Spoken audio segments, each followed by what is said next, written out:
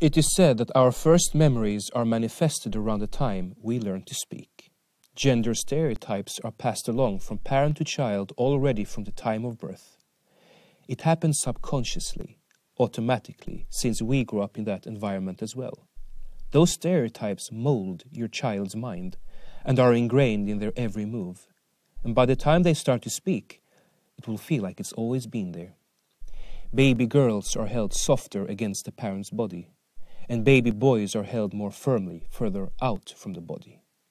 While growing up, boys get told off when they're not strong enough, fast enough, or tough enough. Girls are told off when they've dirtied their clothes or their room is a mess. Gender stereotypes are further on bombarded via entertainment and media. Boys grow up elbowing their way forward, and girls take a polite step back.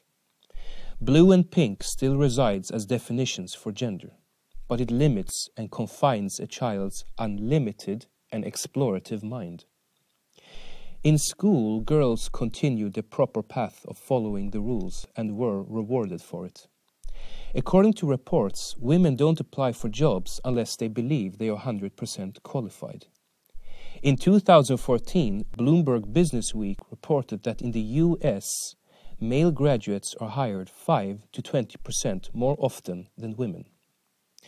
This is a direct effect of having always been told to take a step back, doubting the progressive potential that men were rewarded for. In many cases, women are now forced into a structural competition, as opposed to the competition being intentional. In 2014, the World Economic Forum also reported that the UK fell out of the top 20 most gender-equal countries in the world after average wages for women fell by £2,700 in a year.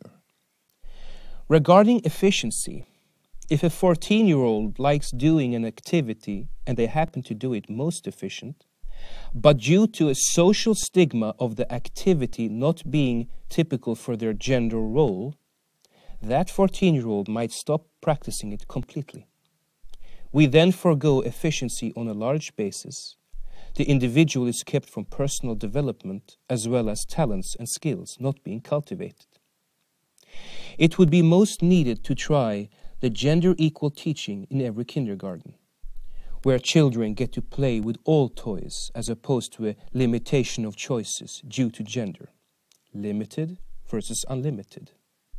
There are more research findings to back this up and practical examples of how parents, school, and media can shift tomorrow's generations on a humane and smart path ahead.